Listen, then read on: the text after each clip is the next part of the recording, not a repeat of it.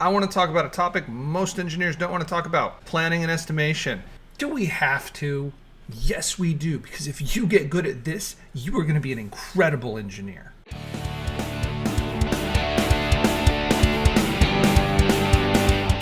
Hey there, my name's Chris. Welcome to the Dev Club, where we talk about dev topics that are going to help you grow as a software engineer. If this is your first time here, please consider hitting that subscribe button. Today we're talking about planning and estimation. Do you need something? Yes, I do.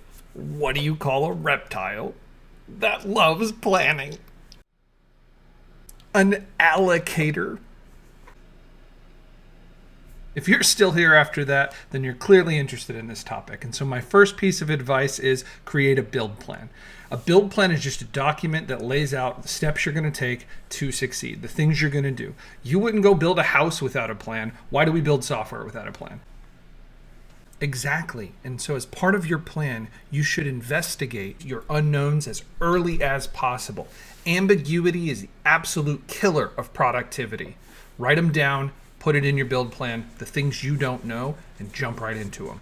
The third piece of advice that I have for you on this topic is identify and document your risks. Put it in your build plan. What are the things that could potentially go wrong? And what are you going to do if they do go wrong? Potential risk factors might be time constraints or specific technical complexities or dependencies. Imagine a scenario where you're trying to integrate with a third-party vendor and you don't get access in time to complete the work. That's a potential risk factor. Once you've identified them, document how you might mitigate them. If this thing happens, what are you going to do? Make that a part of your plan.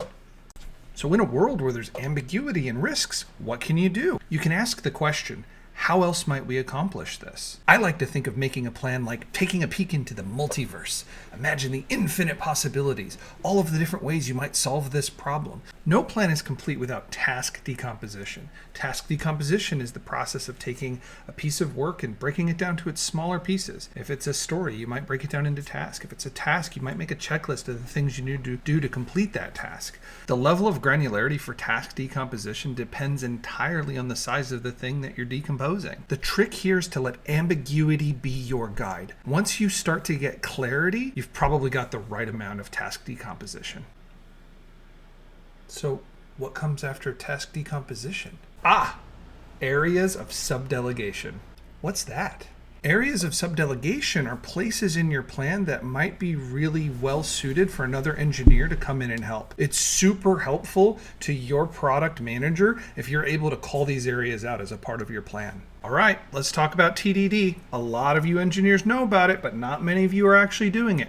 One way to get in a good habit of doing TDD is actually to include the tests you want to write in your plan. When you include them in your plan, it forces you to think in a TDD way. Thanks for watching. If you enjoyed it, please hit that subscribe button and I'll catch you next time.